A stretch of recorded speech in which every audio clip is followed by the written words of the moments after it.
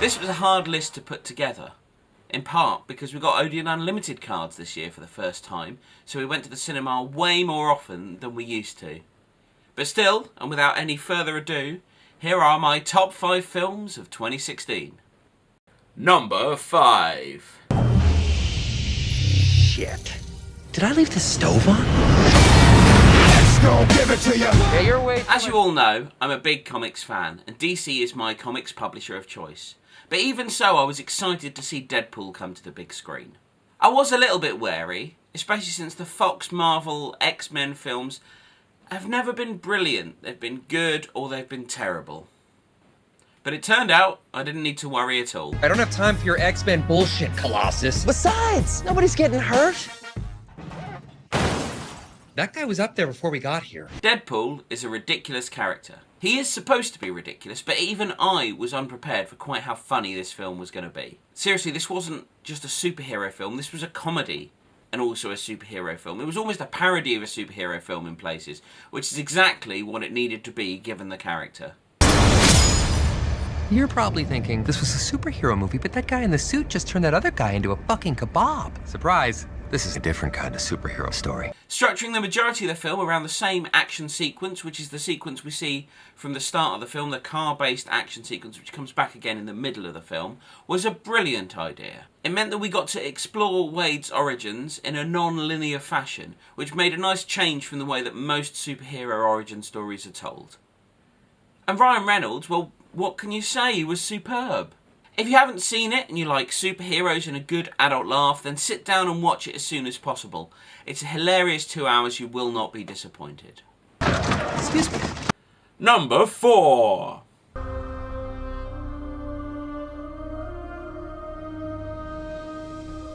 I waited until the end of the year before writing this list for one particular reason, and it was this one. Rogue One, a Star Wars story. This is the first Star Wars spin-off film, telling the story of the events that immediately preceded A New Hope. And as you can tell by the fact I put it at number 4 on this list, I absolutely loved it. I've only seen it once so far, admittedly, so it's possible that on repeat viewings I will enjoy it more or less, but it was just some good old-fashioned blockbuster fun. Where a lot of things this year were trying to break the mould or do something different, this delivered what we wanted, a Star Wars film. And the next. It didn't take itself too seriously, and it had a story that has a beginning, a middle, and an end. For a film set in one of these inevitable cinematic universes, it was quite nice. It stood alone. Yeah, it had the occasional cameo from other people, but it wasn't setting things up. It didn't spend a lot of its time on stuff you're going to have to go and watch somewhere else. It was simply a rollicking good adventure. With a cast of ragtag rebels trying to obtain the Death Star plans, Rogue One neatly solves one plot hole in the overall Star Wars universe, which is, why does the Death Star have a hole in it that you can shoot torpedoes in that blows up the entire Death Star? And takes us on a tour of places old and new within the Star Wars universe. And it does all of this without one of the heroes touching a lightsaber, which is a bold move that really pays off. There are downsides to this film. Every new Star Wars film has this habit of embracing brand new technology, so in this one we get the weird CGI recreation of Peter Cushing as Grand Moff Tarkin, even though he's been dead for a number of years. And it works, mostly.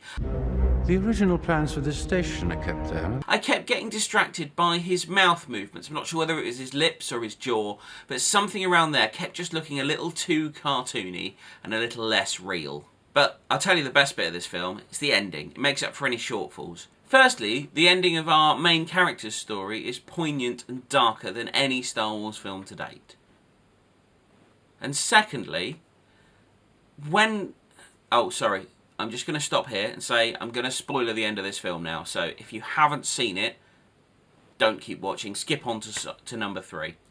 And then for the last few minutes of the film, most films stop when their lead characters are all dead, but this one keeps going and it's all the better for it. It dovetails beautifully into A New Hope. And without giving too much away, Darth Vader has one of the best ever scenes towards the end of this film. And it totally makes you forget about the "No, do not move"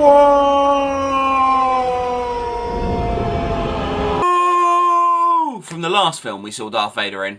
It's still out at the cinema as we speak. I'm probably going to go and see it again. Why don't you? Rebellions are built on hope. Number 3. The original Civil War comic has a special place in my heart. It was one of the first mini-series I collected when I started buying individual comics, and I eagerly devoured each issue, desperate for more. I knew the film wasn't going to be a direct adaptation of that comic, it was just going to cherry-pick bits from it, but I was still incredibly excited by it, and that excitement had not faded when I came back out of the cinema at the end. Just like all the other Marvel films of the last few years, Captain America Civil War has a real competent feel about it. The film is well made, well acted, well written, and well directed, I suppose. The only thing I will say about Marvel films, they're always very samey looking. They've always got the same colour palette. They always just feel quite pedestrian in terms of filmmaking. And I know it's to keep a cohesive whole within the Marvel Cinematic Universe. I do think it's a little bit of a shame there's not more style and flair in some of them, but here's hoping for the future. We do get some of Marvel's best comedy moments in this film, whether it's Falcon and Bucky bantering in the back of the car, Can you move your seat up? No. Scott Lang interacting with Captain America, Captain America. Mr. Lang? It's an honor. I'm shaking your hand too long. Wow, this is awesome. Captain America. I know you too. You're great. or absolutely everything that Spider-Man says. I mean, look at Spider-Man. They got him pretty much spot on. You have a metal arm? That is awesome, dude!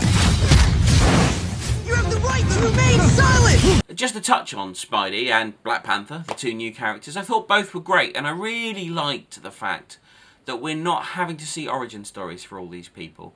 We just jumped in, they already exist. We got enough origin on Spider-Man and on Black Panther in this film that they can just move forward in the cinematic universe without us having to worry about seeing those origins in painstaking detail again. Basically, I enjoyed this a lot, and this was the happy-go-lucky superheroes punching each other film of 2016. Yes, there was another superheroes punching each other film of 2016, and we'll come to that pretty soon. Get down. Final warning. I could do this all day. Number 2. 10 Cloverfield Lane. This was a film I'd never have seen at the cinema if it weren't for our Odeon Unlimited cards, and I am really glad I did. This is the standout surprise for me of 2016. You'll understand why number 1 isn't a surprise when we get to number 1, but this one was the biggest surprise for me. To be honest, the thing that initially appealed to me about it was the setting. I've got a half-written play script somewhere in my bottom drawer of junk about people trapped in a bunker not knowing what's gone on outside. So it's an idea that's always been sort of swimming around in my head. So I was really keen to see how it was done. Coupling that with the 3 actors in the film, John Gallagher Jr., who I only knew from his work on The Newsroom, but I thought he was great in that, Mary Elizabeth Winstead, yes, it's Ramona Flowers, and John Goodman. And we all know who John Goodman is, don't we? Just a quick note about John Goodman. I know he's well known as a comedy actor, and I have seen him in a couple of sort of serious roles, but I never had any idea he could be this creepy. What are you gonna do to me? I'm going to keep you alive. I don't want to say too much about the film because it's best gone into as cold as possible. So, I know it's available on DVD and Blu-ray, it's probably on a streaming site. I highly recommend that you watch it. Don't worry if you haven't seen the original Cloverfield. I hadn't. It makes no difference to the knowledge and the understanding of this film. So go ahead and watch it. It's tense, explosive, and brilliant.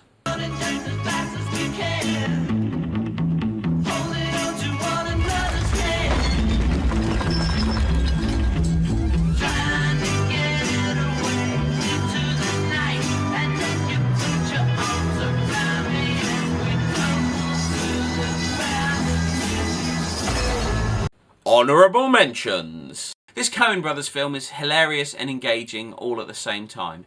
Telling the story of Josh Brolin's Eddie Manx and his day of solving problems within an old-style Hollywood studio, this love letter to the early Hollywood days is a wonderfully laid-back story of life, love, greed, communism and stupidity, all wrapped up in one brilliant bundle. The other Marvel film of the year, which could easily have gone in my top 5, Doctor Strange was great. It was much more light-hearted than Civil War, and although it was a box-ticking origin story from within the Marvel Cinematic Universe, of which we've seen a few by this point, it was still incredibly entertaining. And I look forward to seeing more of Benadryl Thundercrutch in future Marvel films, because he was pretty good in this one. I know this film got a lot of hate this year, but I had fun with it. Yes, it was weirdly paced, yes, the villain's motivations were muddy, and yes, all the henchmen were generic blobby things that you could beat up without feeling bad about it. But I still enjoyed this film. At its core, there was a unique feeling to Suicide Squad. It didn't look like a Marvel film. It didn't feel like other DC films. It felt like itself. And there was just enough Joker in it. Yes, I know there were people who were hoping that he'd be in it more, but I thought he was entertaining enough so that he took the focus every time he was on screen, but didn't steal the film from the leads. Speaking of films that inspired a lot of hate this year, Ghostbusters had huge amounts of hate online before it had even opened. People were horrified that there was being a reboot of such a classic film. People were horrified it was being a broad comedy, which is what the original one was anyway, so I don't quite get that one. And shock horror, it had girls in it! You know what? It's a good film. It's better than Ghostbusters 2. Don't believe the internet hate. Dig it out, have a watch. It's fun. Speaking of not listening to the internet, I don't get the hate for this film either. I really enjoyed this. Okay, granted, I like cheesy 90s sci-fi, so maybe this film was tailor-made for me, 90s sci-fi with a today budget. But still, it was entertaining, brilliantly so. And the other thing I liked about it, it showed humanity in a good light. Whereas lots of films this year were about pockets of people fighting other pockets of people, Independence Day Resurgence was about the whole of humanity fighting the bad invaders.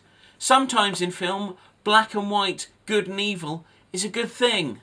Yes, it was cheesy, yes, its plot was all over the place, but what are you going to do? It's Independence Day, for crying out loud. Number 1.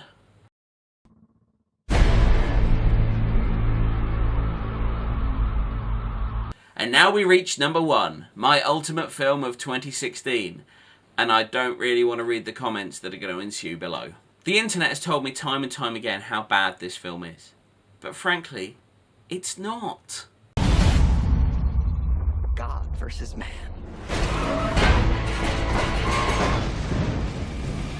Batman vs Superman goes up in my estimation the more I think about it. And believe me, I'm not saying that it's a perfect film. But it is the film I keep coming back to, I keep thinking about time and time again. I haven't watched the Ultimate Edition yet, I did get it for Christmas, so I'm hoping to stick that on soon. So that may affect my opinion again, I don't know. Bruce Wayne meets Clark Kent. I love it. I love bringing people together. How are we? Lex? Hi, hello, Lex, it is a pleasure. Ow, wow, that is a good grip. You should not pick a fight with this person. I mean, I could write you lots of lists about what's wrong with this film. It's too long. There are subplots that go absolutely nowhere. Everyone and their dog seems to be blissfully aware that Bruce Wayne is Batman. Bruce Wayne is miserable, Superman is miserable, everybody's bloody miserable.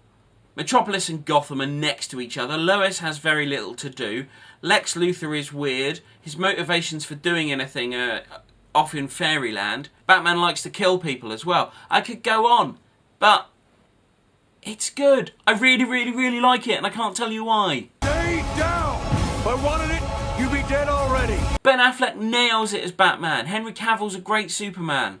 And when you put Gal Gadot in between them, then that's just perfect. She's a fantastic Wonder Woman. I'm really looking forward to that in 2017, I can tell you.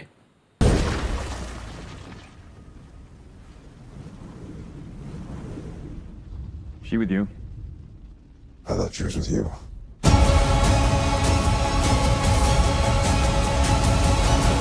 This made my film of the year, not for what it is, but for how I feel when I watch it. It makes me excited, it makes me happy, it elicits a massive emotional response. And what more do you want a film to do than that? Thanks for watching. What film did I miss that you loved? Let me know in the comments below. Alternatively, tell me why I'm wrong in the comments below. I will read them. I may not agree with them, but I will read them. I've done my top 5 albums and my top 5 comics so far. I've put those links up on the screen for you. And my top 5 games is following very soon. So stick around and don't forget to subscribe.